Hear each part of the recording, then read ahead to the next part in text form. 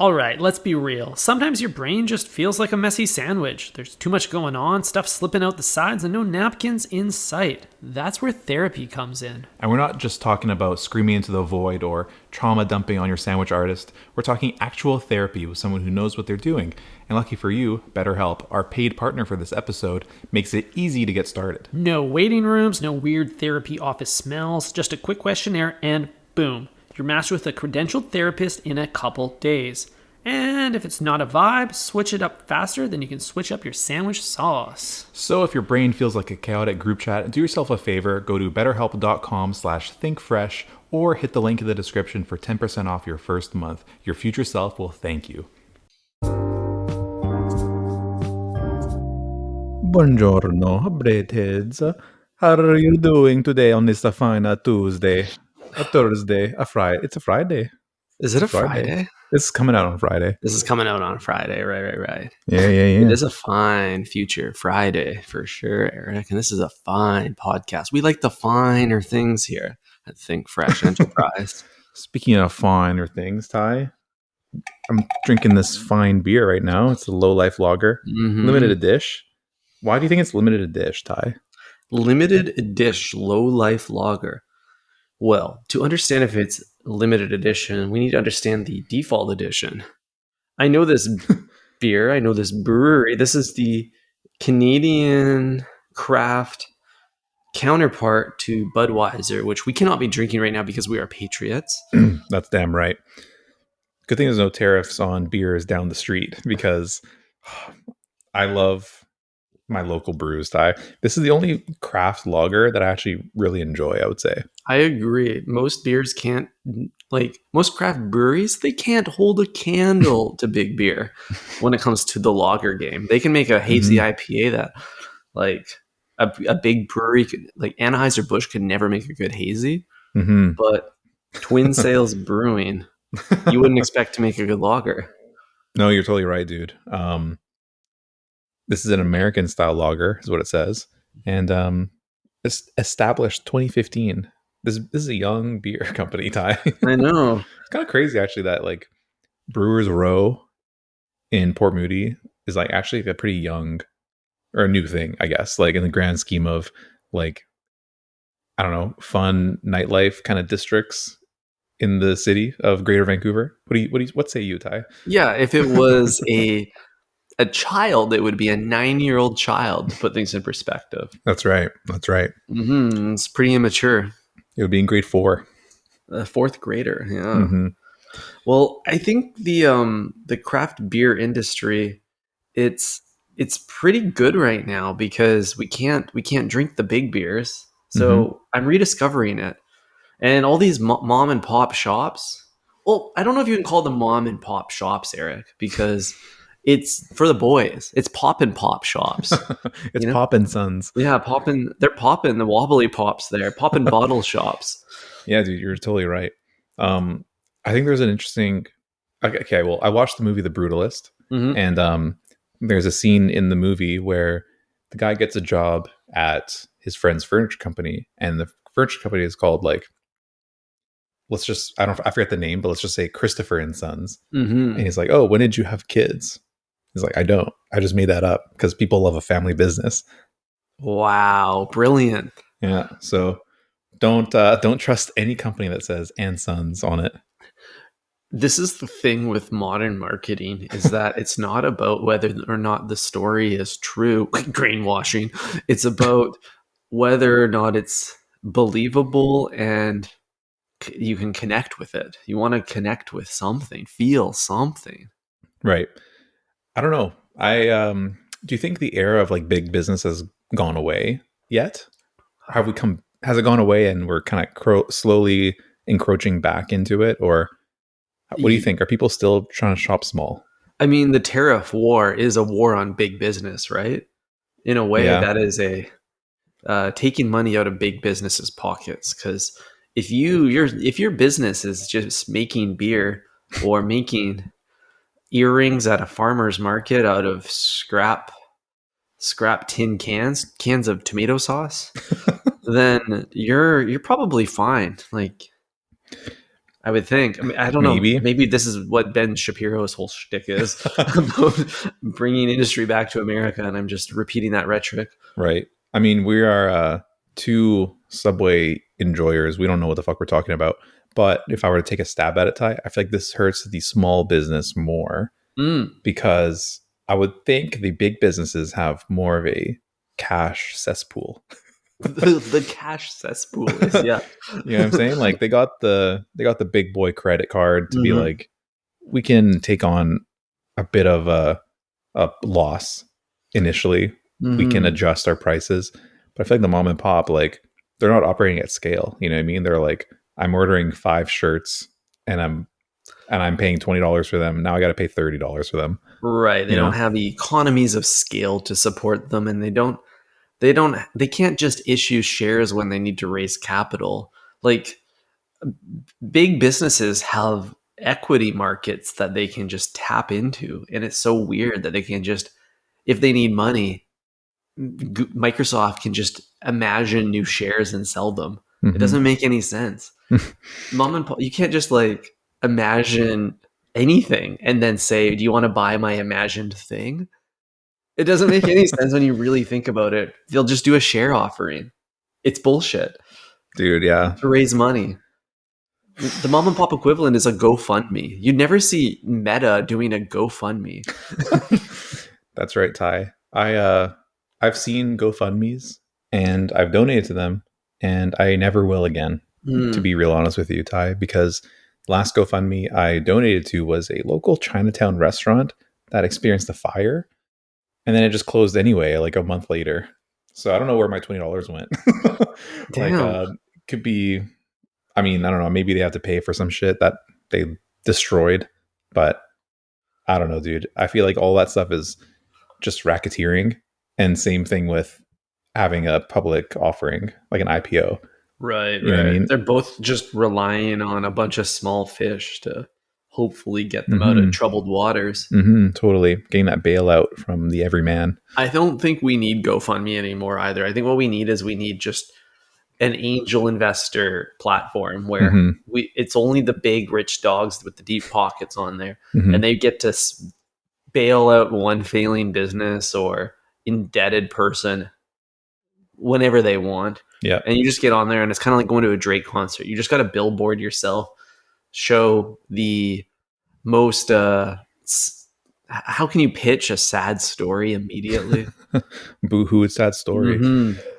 Yeah, dude, I really don't know. I know that we can't be trusted with a GoFundMe. That's for damn sure. For sure. That's like why if I had some kind of cause and then I received like $20,000, that cause is going out the window. Yeah, 100%. Like, I'm buying something else with that $20K. Blogger. Yeah. Dude, that's why we don't have a GoFundMe. We don't have a Patreon. We got kicked off OnlyFans. We are not good with money. I think Shopify is closing down their store pretty soon. What's that website where you can get signatures again? DocuSign. No. No, you're thinking of DocuSign. No, I'm not. The one that we set up for the falafel. Oh, to get the falafel back, the petition website. Petition.org, is that it? Oh, it's called what should it be called? Sign here. Sign up. If you're looking for a sign, this is it. Whoa, that's cool. Yeah. Will you be signed? Yeah, I really don't know what it's called, but we didn't get many signatures. Change.org. Change.org. Yeah, change.org. Shout out to change.org for never changing anything. I hope you never change. Thank God change.org is a nonprofit, because it would be a terrible business. Yeah, dude. I hope change.org never changes. We love it for what it is. Yeah. How many petitions do you think go live like every second that like don't have any impact, do nothing, they just kind of like fade away? On change.org specifically, or? Yeah, sure. Oh man. At least a handful. I can't think of a single petition that worked except for the Free Mandela one. That's the only one that Free Mandela really was a good one. Remember the whole thing about stop online privacy? Stop privacy?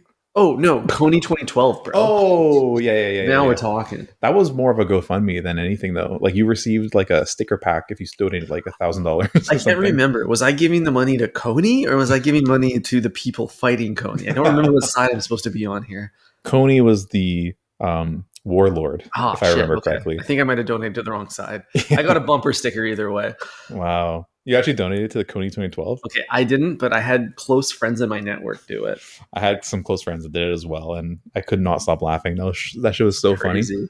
But What a it's just different era. the power of the video. You know what I mean? If your cause has a engaging YouTube video, Mhm. then there's nothing you can't do. You know? Yeah. Dude, no GoFundMe can replace a really viral TikTok. Yeah. No, you're absolutely right. Mm-hmm. Wow, the Coney 2012 video. I bet if we watched it now, it would be like watching like playing like a PS1 game. It'd be like, I can't believe we thought this was good. You know, I kind of want to pull it up for the lulz. I kind of want to pull it up too. I want to know what captivated our minds and our hearts so much. Did they show endangered children? Did they tell a good story? I don't even know. Like, there's so many warlords. Why was this guy on blast? I don't know. He's the child warlord, I guess. Yeah, that's right. Real foglification of the warlords. Whoa, true. Yeah. Yeah, I'm not sure, man. I don't know what happened with that guy and why he was handpicked amongst all the other kind of evil people in 2012. First dude to get canceled. He was an early adopter of that. Yeah, except it wasn't a Me Too movement. It was more of like just you. Yeah. You done. Mm-hmm. Wow, dude. 2012. Take me back. Take me back. Yeah. Simpler times for sure. Mm-hmm. The iPhone 5 just came out. Yeah. Life hasn't been changed by Yeezus yet. Yeah, that's right. Nobody was really even on Instagram back then. I think our mental health was probably better. That's why we were preoccupied with Coney 2012, dude. There was no feed. Right. There's nothing else to look at on the internet.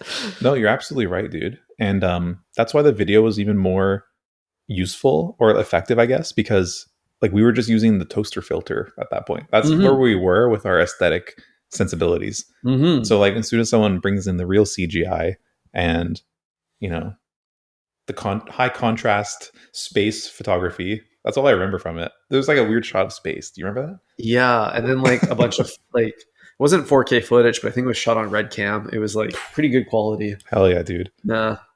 And it kind of like, maybe there's some nostalgia with the UNICEF commercials as well, where you're just like, you see that part of the world and you're like, damn, I should do something. And then you never did because it was on TV. So you're like, this doesn't even I feel so detached from this commercial. I'm like, I don't want to call this number. I don't know what's going to happen. When was the last time a commercial got you to do anything in anybody in their whole life other than maybe those 1 hour long infomercials that your father falls asleep to? I'll tell you what, Ty, when I saw the Kanye West Super Bowl commercial, that's when I really got my credit card out. Yeah, that one is a little more influential than the slap chop. That's right. No swastika shirts were purchased in the making of this podcast. You just got some links instead. Yeah, exactly. Flip those Gildans into Think Fresh merch. Hell yeah, dude. Link in the description. Dude, the Subway logo, but the S is a swastika. Oh my god, bro. We're just cooking over here. We're just spitballing. It's a terrible idea. We don't condone it at all. Or we do condone it. While I was laughing at that joke, I was really trying to rack my brain for a SS acronym for Subway. I just couldn't do it. I think the Subway logo with 2 S's would be cool if it was in the Essence font. That's awesome. That's actually pretty sick, hey? Yeah. We should freak our Shopify header and do that and just kind of follow their patterns. Mm-hmm. But then when you call it a Subway, it just sounds like you're a Mexican. I would like to go to a Subway. Yeah, that's true. Especial. Especial Modelo. Yeah, it's kind of a funny quirk that anytime anything begins with an S, it also begins with an E in Spanish. Espanol. Wow, you are all pretty linguistically intellectual. Thank you. I'm thinking a lot about how there's so little variety to language in day-to-day interaction. Specifically, we've talked about this in length at good old Subway. And I just wish that, like, if I was a sandwich artist, I would never, ever say cheese or toasted. I would say when someone ordered to come up, hungry man walks up to me, doesn't make eye contact, looks up at the menu, spits off a muffaletta or a signature sub or whatever the words come out their mouth. My response is to address whether they want it with cheese or if they want it toasted. Mm-hmm. But I feel like there's an opportunity to have more flavor, pun intended, with that statement. Nice. So I'm trying to figure out what are some other ways the sandwich artist could just like make that more interesting without losing the essence of it.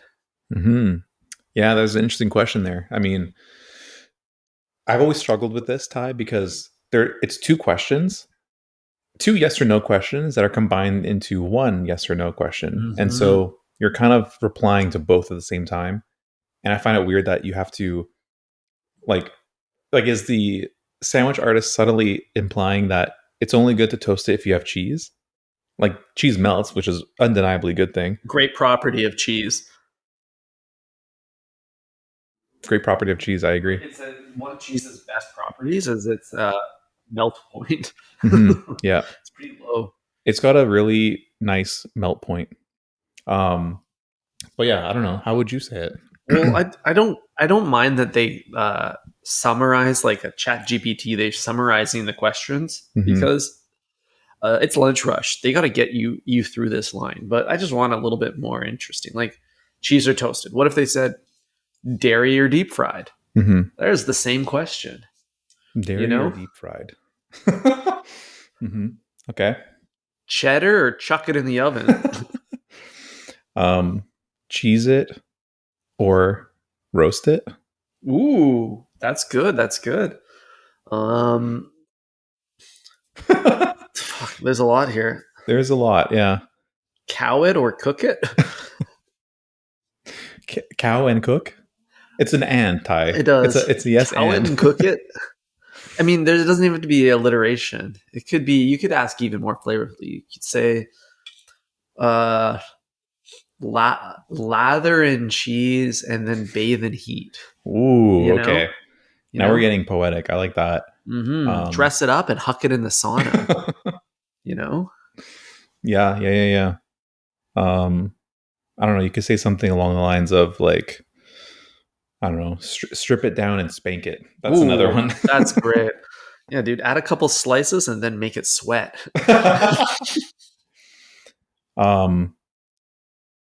Let's see here. Add cheese and liquefy it. Ooh. Yeah, I want to melt that. Yeah, dude. Melt They it should down. just say melted cheese. Just get to the point. Yeah. Would you like some melted cheese? It's like some melted cheese. Because that means you need cheese and you need to cook it. I guess, okay, if I were to put myself in the artist's shoes, which is a dangerous place to be, but if I were to think about like why they would say cheese and toasted, I think it's not just the cheese melting, but it's also the step after that you toast. You never toast with the veggies, at least by default. So you're a freak. Yeah. So it's like I'm letting you know the next two steps. It's cheese and then it's toasted. Right. So it's more of a table of contents than a question. Right. It's like I'm letting you get two steps ahead here. It's a mouthful. Yeah, but it really just grinds my gears, Ty, because it puts it on the customer to say if it's not a straight yes, it's got to be a more complicated answer, like yes to the cheese, no to the toast, or no to the cheese, yes to the toast. Either way, you are forced to clarify, and you have to say more than 2 words. If I said yes, no, would that make sense to a sandwich artist? Probably not, even though that is a direct answer of the question. Yeah, I'm not sure if yes, that would help. Cheese or toasted? Yes, no. Yes, no. Yes, way. Yes. Way. Dude, speaking of whey, I've been adding a lot of vegan whey to my smoothies these days. It's the only way I can get some protein in my life. We're a protein podcast. You did mention you were dabbling in some smoothies. Tell me more about this. Well, I think the smoothie is kind of underrated. We talked last episode about how all fluids have been proteinified these days. Everyone is protein crazy, yourself included. Tim Hortons included. Yeah. So I'm trying to figure out my stance on protein. Mm-hmm. And I think it's a little fruitier than everybody else's. Fruitier stands on protein. Okay. Are we talking like strawberry matcha flavored protein A little shakes? acai, maybe, a little Oh, blueberry. that's right. Today I did an avo kale smoothie. It was a green, had some spirulina in it to keep that thing extra saturated. Dude, yeah. The spirulina takes it from green to dark green. Dude, the risk with spirulina in your food is if you dribble a little that on your shirt, it's one thing if you got like a red stain or a brown stain on your shirt. You're like, okay, you got some chocolate or maybe you got a little bit of marinara on there, yellow mustard. You can kind of Sherlock Holmes it and figure out what is that mystery color and what could that have came from. Yep. But if you've got a big old streak of green down your beautiful crisp white Margiela shirt, what could that be? There's nothing out there that's like neon green except for spirulina. I don't know, dude. It's possible that you could be hit in the chest with a soccer ball. You know what I mean? Have some grass left over from that. It's assumed to be a grass stain. Interesting. Yeah, exactly.